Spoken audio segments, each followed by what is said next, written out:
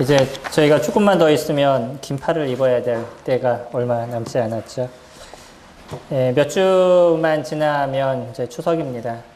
그래서 그 추석을 통해서 또 친지들을 뵙고 오실 텐데, 그러면서 여러 가지를 좀 고민하실 수 있으면 좋을 것 같습니다. 그 중에 하나가 이제 저희가 추석 그러면 추수하는 때잖아요. 저희들은 어떤 추수를 이루고 있는지, 예, 오늘은 이제 다음 주 저희가 복음 말씀 이게 저희 수양회이기 때문에 수양회를 통해서 복음 말씀을 계속 전하게 될 겁니다. 그래서 오늘은 저희 추수에 대한 부분을 조금 더 생각해보는 시간을 갖도록 하겠습니다. 저희 마태복음 9장 35절부터 38절 4절입니다. 같이 보시기 바랍니다.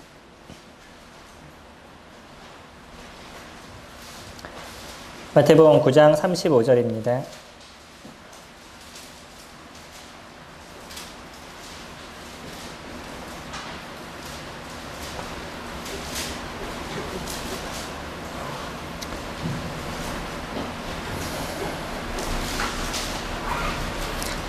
예수께서 모든 도시와 마을에 두루 다니사 그들의 회당에서 가르치시며 천국 복음을 전파하시며 모든 병과 모든 악한 것을 고치시니라.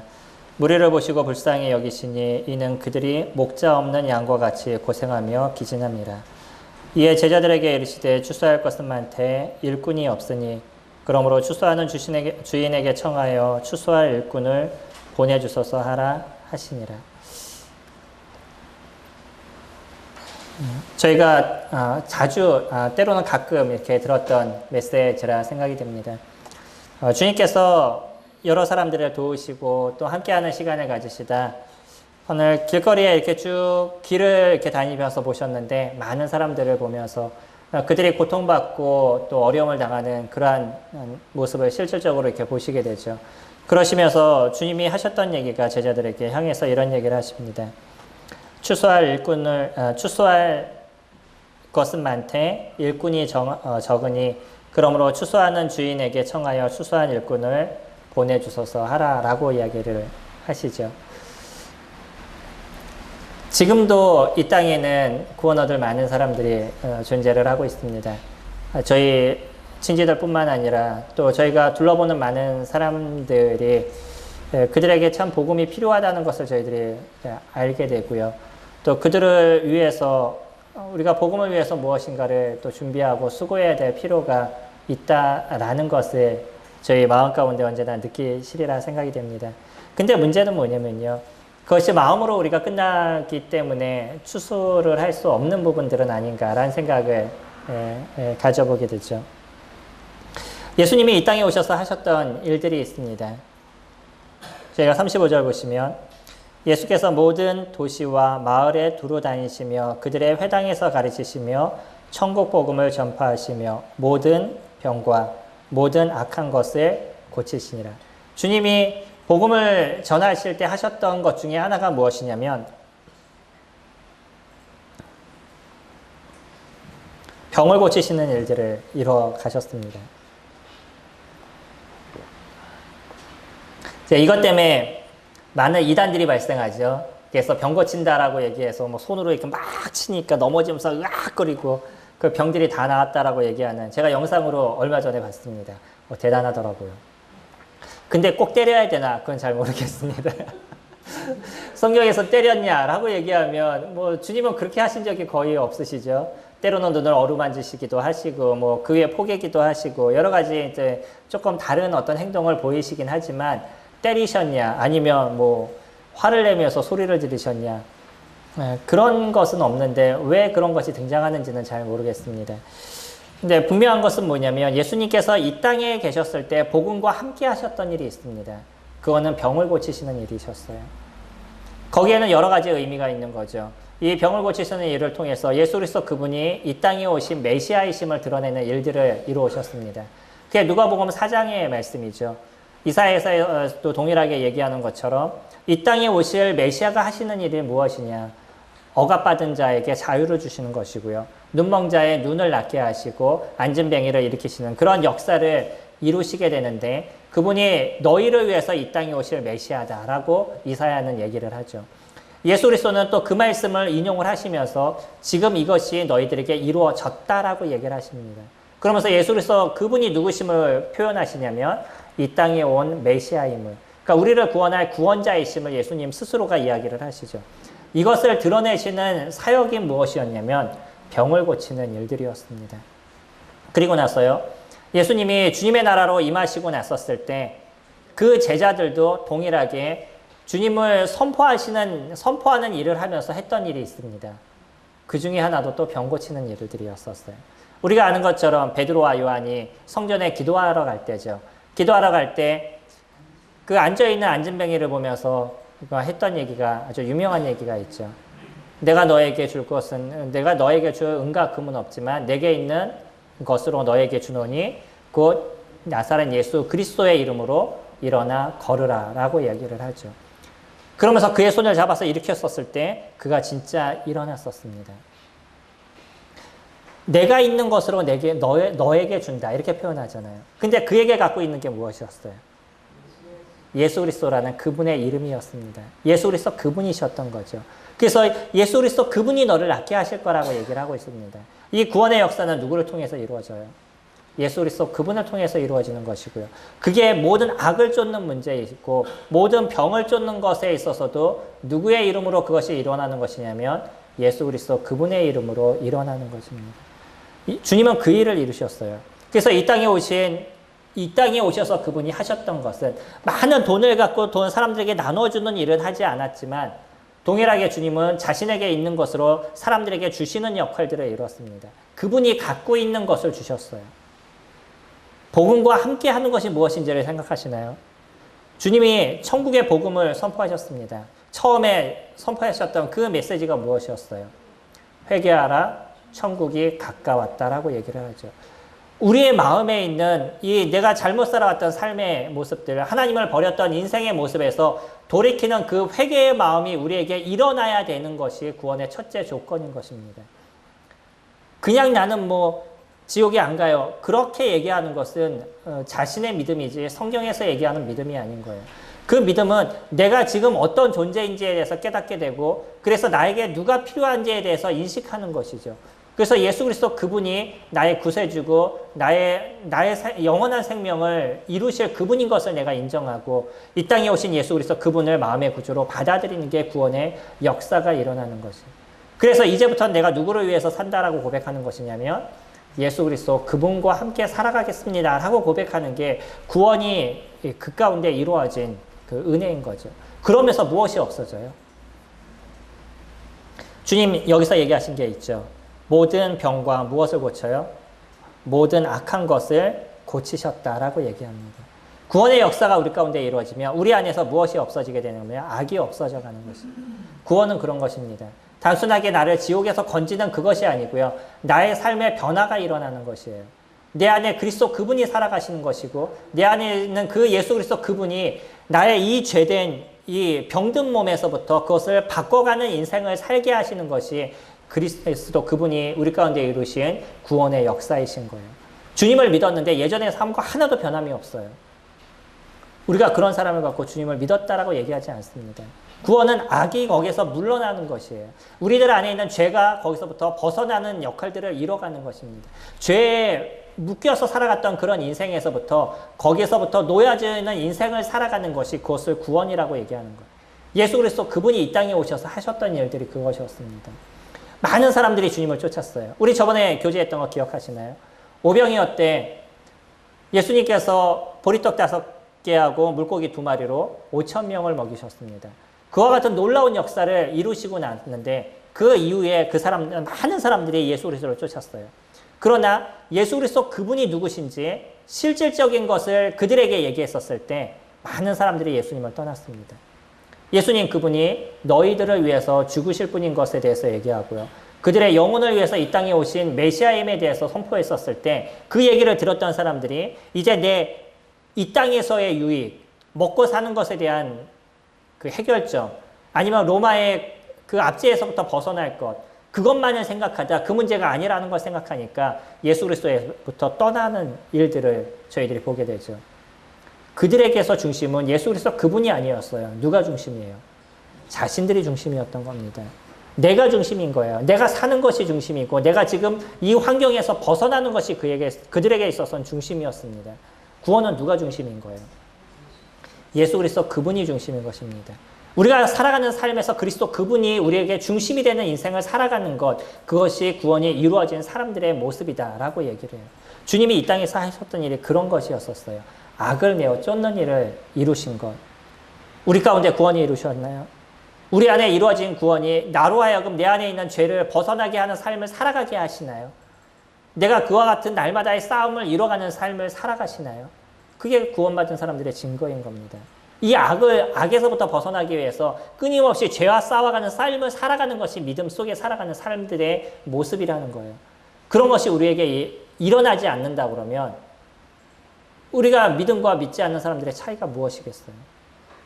분명한 변화의 차이가 일어납니다. 우리 안에 있는 성령님은 가만히 계시지 않아요. 그 잘못된 것에 대해서 끊임없이 얘기하시게 하고 그것에 대해서 벗어나도록 끊임없이 말씀하시는 게 우리 안에서 이루신 그리스도 그분이 하시는 일들인 거예요. 그것과 함께 주님이 하셨던 일이 나눔의 삶을 이루신 겁니다. 하나님께 예수 그리스도 그분이 갖고 계셨던 그런 것을 나눠주셨어요. 그게 무엇이에요? 사람들의 병을 고치는 일이었습니다. 혹시 병 고치시는 분을 보신 적 있으시나요? 저는 요즘 그런 얘기를 간혹 듣고 있습니다.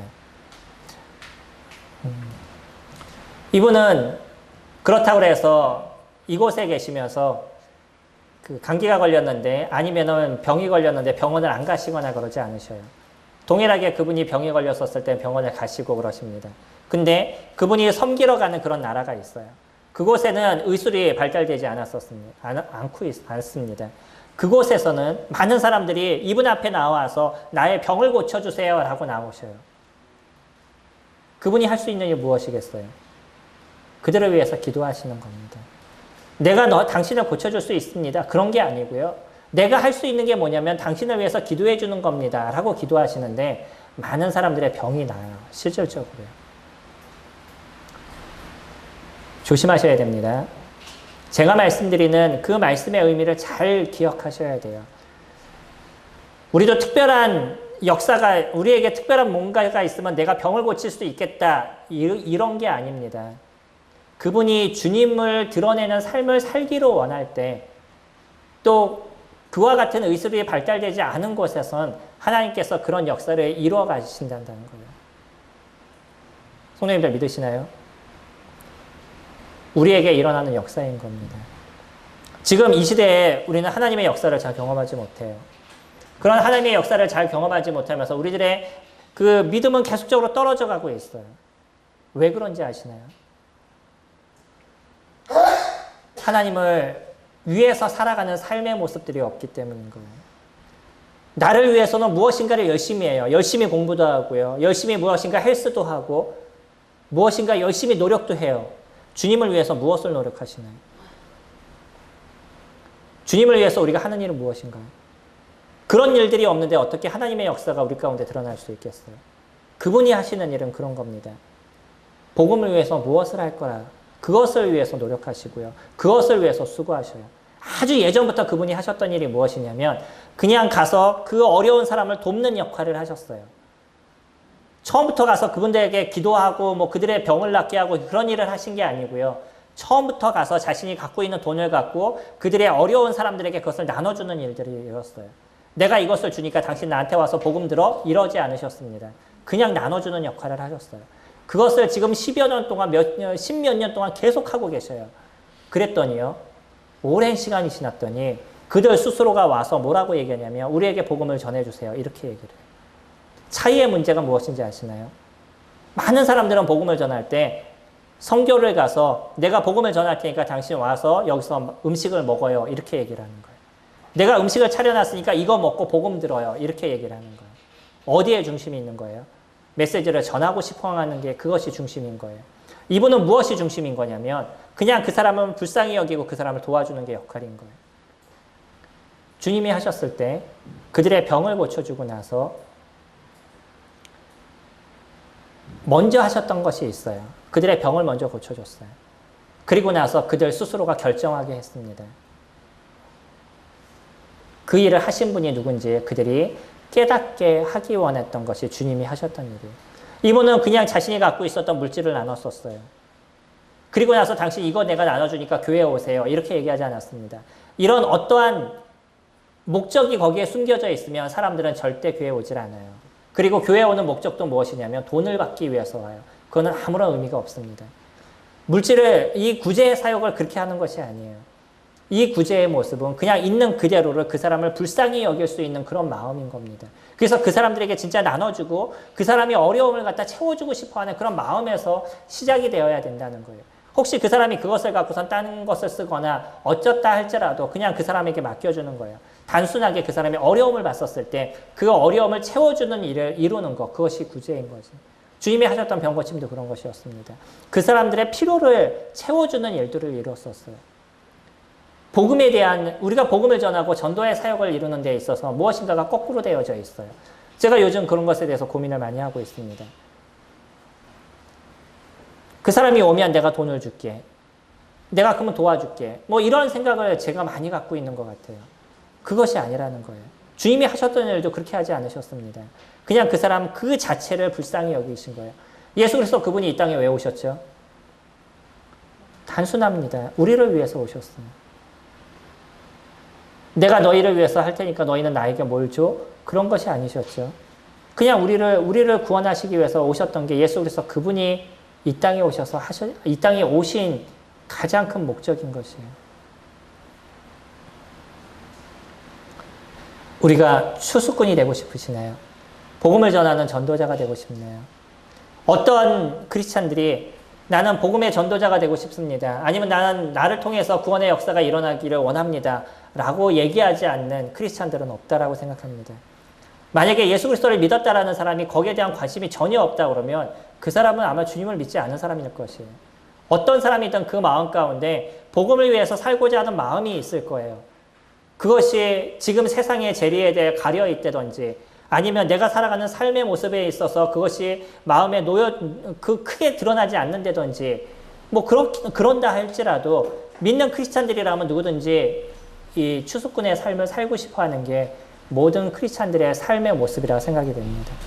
근데 그런 추수꾼의 삶을 살아가는 사람과 그러지 못한 사람으로 나눠진다는 거예요. 그 나눠지는 가장 큰 문제는 뭐냐면 이 일을 위해서 내가 수고하고자 하는 마음을 갖느냐 갖지 않느냐의 모습이에요. 우리가 복음을 잘 전해서 사람들이 구원을 받으면 좋겠지만 모든 사람들이 복음을 잘 전할 수 있는 것은 아닐 것입니다. 근데 모든 사람들이 할 수 있는 것이 있어요. 그게 뭐냐면 내가 갖고 있는 것으로 나눠주는 거예요. 다른 사람에게 나눠줄 수 있는 것. 이게 복음의 첫 번째 모습인 거예요. 예전에 선교사들이 와서 했던 일들이 어떤 건지 아시나요? 선교사분들이 어떤 나라에 가서 제일 먼저 하는 일들. 우리나라에 와서도 외국에 있는 선교사가 오셔서 첫 번째 하셨던 일들이 있어요. 학교를 세워주고요. 그리고 병원을 세워주는 거였어요. 지금은 그렇게 세워놓은 학교와 병원이 다 날아가 버려가지고 너무나 안타깝지만 처음에 오셨던 맥카피 선교사라는 분이 하셨던 일이 오산병원을 하고 오산 고등학교, 중학교를 세우고요. 그런 일들을 했었어요. 그들을 교육시키는 일들이었습니다. 그들에게 도움을 주는 일들을 이룬 거예요. 그들에게 병을 고치는 일들을 병원을 세워줌을 통해서 이뤄가게 한 거죠. 그런 일들을 이루니까 거기에서 사람들이 예수 그리스도를 알고 돌아오는 역할들을 이뤄가는 거예요. 그들의 필요를 채워주는 일들, 그런 일들부터 시작이 됐습니다. 지금 저희들이 복음을 전하기 위해서 무엇부터 시작을 하시겠어요? 성도님이 갖고 계신 것들, 성도님들이 갖고 계신 그 무엇인가를 나누는 것부터 시작이 되셔야 될 겁니다. 그것이 재능이 되었든 아니면 그것이 내 시간이 되든 아니면 그것이 내 물질이 되든 그것을 나누는 것부터 시작이 되셔야 되고요. 어려운 사람에게 그것을 함께 할 수 있는 그런 마음의 여유부터 가졌었을 때 복음의 역사가 일어나게 될 거예요. 내가 이거 해줄 테니까 교회에 와라. 이런 얘기 하지 마시기 바랍니다. 그냥 그 사람들에게 그 필요를 그냥 채워주시는 일들을 이루셔요. 예전에 어떤 형제님 얘기를 제가 드렸던 적이 있었죠. 한 사람이 교회를 왔었는데 그 사람이 교회를 올 때까지 한번 식사했던 거 생각해 보니까 그 사람에게 한 30번 정도 식사를 샀더라. 뭐 이런 얘기.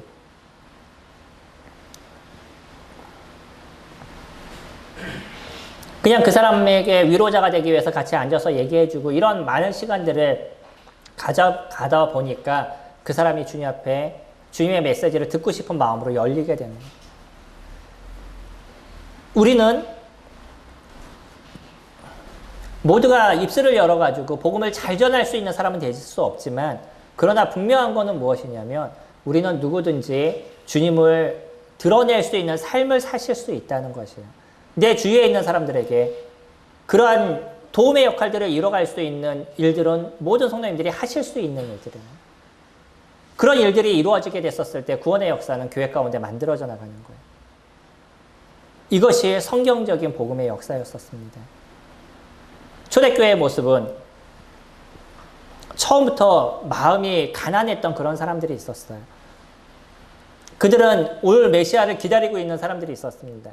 그들에게는 무엇이 제일 먼저 중요했냐면 그들은 복음을 전하는 것, 이 땅에 오신 그리스도가 어떤 분인지에 대해서 선포하는 것, 그것이 먼저였을 겁니다.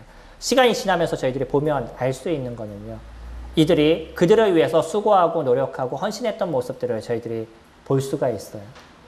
이게 우리가 지금 이루어야 될 복음을 위한 삶의 모습입니다. 한두 번 하고 지쳤다고 그만두지 마시고요. 내가 한두 번 이렇게 수고했는데 말도 안 듣는다고 그냥 뒤에 돌아서는 그런 일을 하지 마시고요. 그냥 그 사람의 어려움을 함께 도와주는 일들을 이뤄보시기 바랍니다. 제가 말씀드린 건요. 그 사람의 필요를 도와주는 거예요. 배부른 사람에게 아무리 좋은 음식을 갖다 줘도요. 그 사람은 그것을 고맙게 여기질 않아요. 귀찮게 여겨요. 그 사람의 필요를 도와주는 겁니다. 그 도와줄 수 있는 부분들을 우리가 도와주는 것이에요. 그것이 예수 그리스도 그분이 이 땅에서 해오셨던 일들이에요. 제가 아까 말씀드렸던 그 형제님은요. 지금도 그 일을 이뤄가고 계시고 앞으로도 그 일을 이뤄가십니다. 제가 병이 낫는 모습은 실제적으로 보지 못했어요. 근데 무엇은 확실하게 봤냐면 그 형제님 몸에 났던 그 병이 병원에 입원하셔야 되는 상황임에도 불구하고 막상 복음을 위해서 가야 될 때 그냥 다시 해외로 나가셨는데 해외로 나가셔서 돌아왔었을 땐 병이 다 나으셨어요. 제가 이번에 그분을 만나서 직접 확인했습니다. 그 일을 이루기 원하고 하나님께 기도하는 모습이 있었을 때 하나님이 그 역사를 이루어 주셨다는 거예요. 출발하기 전날까지 너무 아팠대요. 너무 아파가지고 기도하면서 주님 제가 그래도 가야 되는데 어떻게 해야 될까요? 라고 기도하시는데 자고 일어났는데 통증이 싹 없어지셨대요. 그리고 나서 출발했는데 이게 상처가 너무 가려워요. 그래서 막 긁다가 보니까 피가 날 정도로 이렇게 긁게 되는. 네. 의사들은 절대 물에 닿으면 안 된다고 그랬는데 어차피 단 거 그냥 샤워나 하자 그러고 샤워를 했는데 그리고 났더니 보니까 상처가 그냥 싹 나 있대라. 흉터만 남아 있습니다. 보니. 주님 앞에 내가 조금 힘드니까 주님 안 해요 이런 게 아니었어요.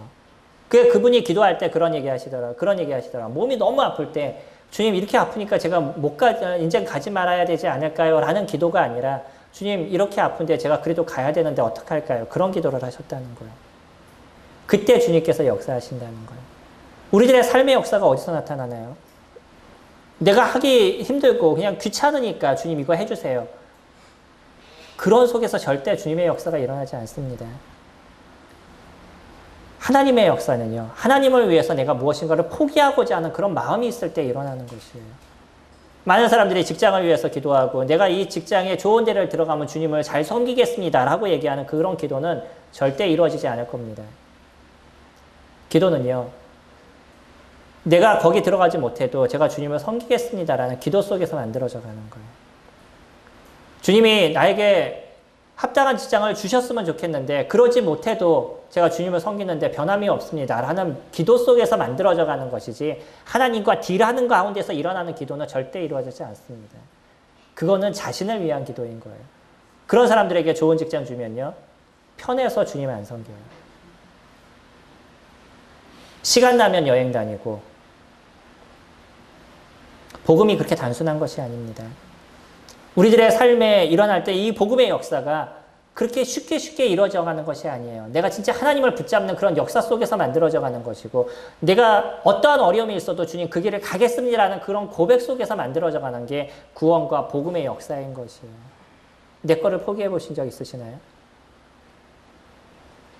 주님의 예배를 참석하기 위해서, 그거를 위해서 직장을 포기해 본 적 있으셔요? 아니면 진짜 내가 이쁜 아가씨를 만나는데 그래도 주님을 섬기기 위해서 그 아가씨를 포기해 본 적 있으셔요? 아니면 내가 어떤 물질을 갖고 있는데 그 물질을 진짜 포기하더라도 주님을 위해서 그것을 포기하겠습니다라고 포기해 본 적 있으셔요? 우리의 믿음에 그런 것이 없으면서 주님의 역사가 나에게 나타나기를 원한다면 안 나타나는 것입니다. 저도 인생을 살면서 경험했던 많은 부분들은요, 이것을 이렇게 해주시면 제가 더 열심히 주님을 섬기겠습니다 라고 했던 많은 기도들이 이루어진 게 거의 없었어요. 오히려 더 악화되고 더 힘들어지고 어려워졌던 부분이 제 인생 속에서 많이 드러났습니다. 그런데요, 제가 거기서 버리지 않은 하나는 있었어요. 그런다 할지라도 제가 갖고 있는 주님을 섬기는 그런 중심적인 것은 흔들리지 않았죠. 그랬더니 주님께서 새로운 길을 보여주시고요, 가는 길이, 그 온전한 길이 무엇인지 저희에게 알려주시더라고요. 어떤 진짜 극한의 상황에서 내가 하나님을 붙잡을 수 있는 그 마음이 하나님께서 주시는 하나님의 새로우심을 볼 수 있는 힘을 부여해 주시고 계셔요. 이게 하나님께서 하시는 일들인 겁니다. 하나님의 역사인 것이. 주님의 역사를 체험하시고요, 또 그런 일들을 이뤄가셨을 때 변함없는 우리들의 그 믿음의 중심을 저희들이 가져가게 되는 거예요. 주님이 먼저 하셨던 일들은 뭐냐면 그들을 돕는 역할들을 하셨어요. 구제하는 역할을 하셨습니다. 손님들의 돈을 어떻게 쓰실 건가를 고민하실 수 있으면 좋을 것 같습니다. 내가 갖고 있는 물질을 이제 어떻게 쓸 것인가 고민하실 수 있습니다. 똑같이 물질을 써도 좀 의미 있고 뜻 있게 쓰실 수 있으면 좋겠습니다. 똑같이 해외를 나가시고 싶어도 선교지를 한번 다녀오시고요. 하다못해 그게 안 되시면 선교 순례라도 다녀오시고, 똑같이 해외를 나가신다 할지라도 뭔가 좀 다르게 쓰실 수 있는, 똑같이 여행을 다니시더라도 그걸 의미 있게 쓰실 수 있는, 그리고요, 그 물질을 어려운 자들에게 좀 나눠줄 수 있는 그런 여유가 우리들 마음 가운데 있었으면 좋겠습니다. 지금 성도님들 잘하고 계시는데 거기서 조금 더 우리의 마음을 주님 앞으로 좀 열 수 있는 그런 마음들이 되실 때 하나님의 역사가 일어나시게 될 겁니다. 36절 보시면, 무리를 보시고 불쌍히 여기시니 이는 그들이 목자 없는 양과 같이 고생하며 기진함이라. 몽골에 가보니까요, 그 초원이 쫙 펼쳐져 있는데 그 펼쳐진 초원에 소들이 그 풀을 뜯고 있더라고요. 너무나 여유롭고 그 풀 뜯고 있는 소들이 아무런 걱정 없이 풀을 뜯고 있어요. 근데 그럴 수 있는 이유가 무엇이겠어요? 누군가는 그들을 지켜주고 있는 목자가 있기 때문인 거죠. 백화점을 한번 가봤는데 몽골에 있는 백화점을 들어가 보니까 무엇을 파냐면요, 늑대를 머리부터 발끝까지 그대로 이렇게 벗겨낸 것, 그 가죽을 팔아요. 그러니까 늑대 가죽, 여우 가죽. 제가 사진을 찍어 왔는데 저번에 한번 보여드릴 걸 그랬네요. 말 그대로 머리부터 해서 발끝까지 그대로 그 털이에요. 그거를 팔아요. 그게 가능한 이유가 뭐냐면 몽골에는 늑대가 많기 때문에 어떤 시점이 되면 늑대를 잡는 때가 있대요. 늑대가 많다는 건 뭐예요? 그만큼 양을 잡아먹을 수 있고 소를 잡아먹을 수 있다는 거죠. 그런 많은 늑대들 속에서 누군가는 보호해주기 때문에 소들이 편안하게 살 수 있는, 지금 그 백성들을 보면서 주님께서 불쌍히 여긴 것은 무엇이냐면 그냥 사람들은 열심히 살아가는 모습으로 비춰졌지만 막상 주님이 보시는 눈에는 무엇으로 보였냐면 목자를 잃어서 방황하고 있는 그런 인생으로 보여주는 거죠. 한번 그 11시나 12시 되셨을 때 그때 성남 여기 거리만 한번 쭉 걸어보셔요. 사람들이 하고 있는 행동들이 어떤 것인가. 많은 것을 보실 수 있습니다. 제가 교회에서 11시나 12시에 나가는 경우들이 종종 있거든요. 그때 나가서 쭉 가다 보면 술 취해서 넘어져 있는 사람, 서로 큰 소리 나면서 싸우는 사람, 뭐 좋다라고 얘기하는 사람, 뭐 술집에 술 먹고서는 방황하는 사람들이 아주 비일비재해요. 청소년들 담배 피고 다니고 뭐 별일이 다 있습니다. 그런 걸 보면서 느끼는 게 결국 그런 거예요. 저들이 주님을 모르니까 저렇게 인생을 살아가는 것이구나. 저희들이 하나님을 모르니까 저렇게 인생을 살아가면서 나름대로 자기네들은 즐겁다라고 얘기하는데 그들이 살아가는 삶의 길이 결국은 누구에게 붙잡혀 있는 인생을 살아가는 거예요.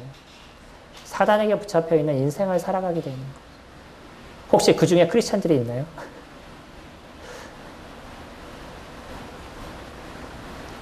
주님 보셨을 땐 그러신 거예요.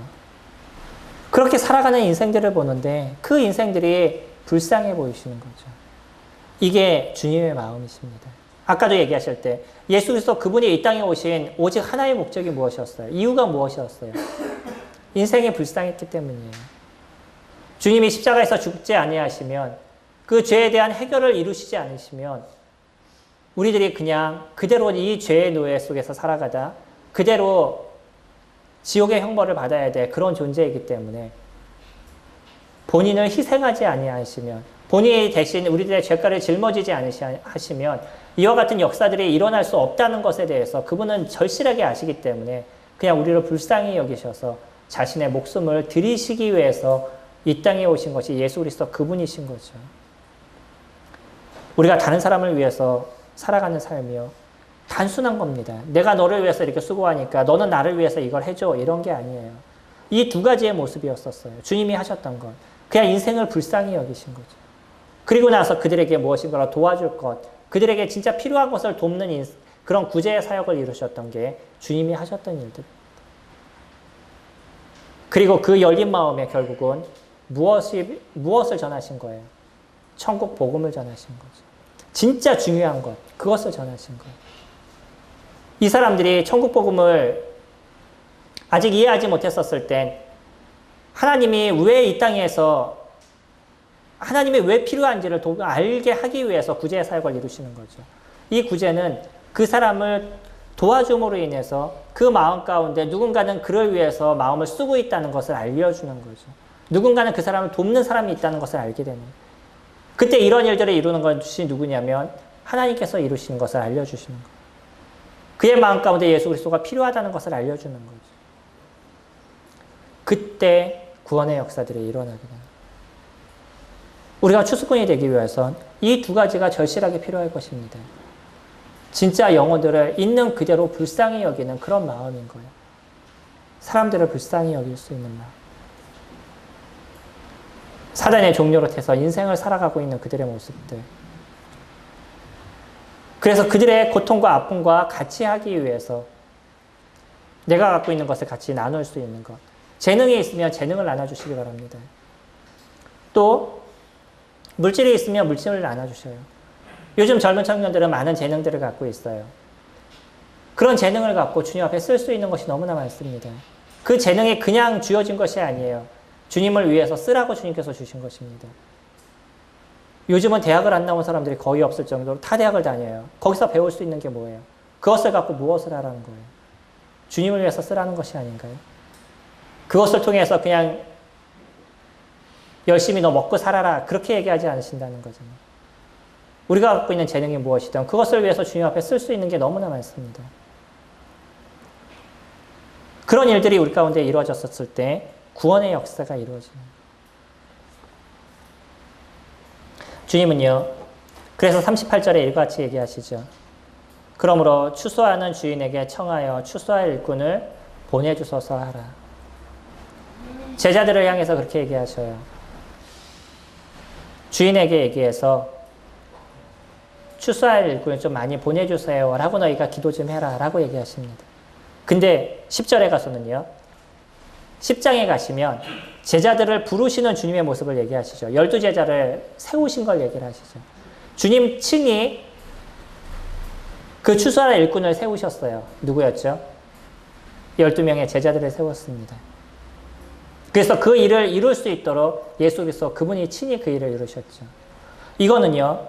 지금 우리를 부르시는 주님의 모습이신 거예요.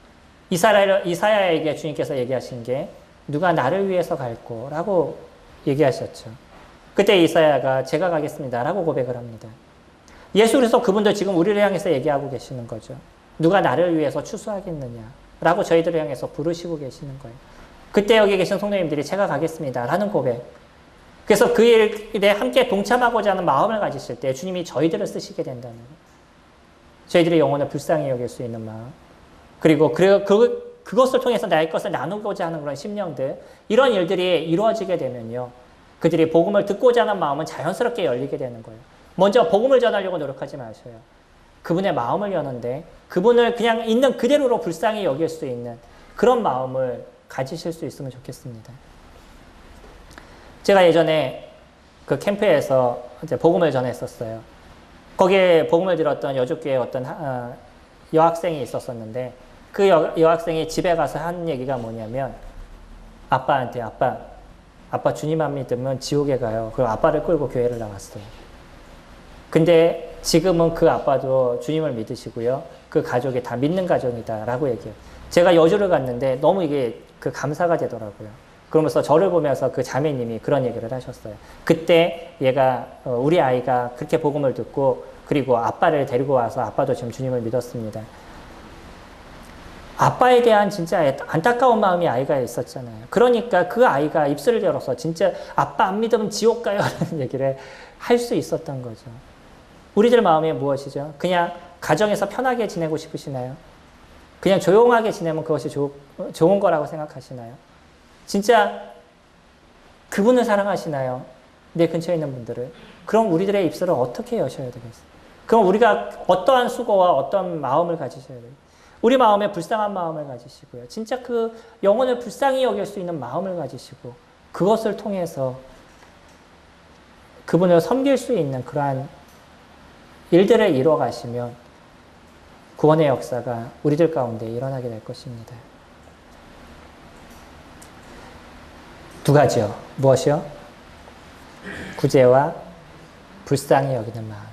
이것이 추수꾼이 가져야 될 진정한 마음의 중심입니다. 저희 찬송과 같이 부르도록 하겠습니다. 찬송가 580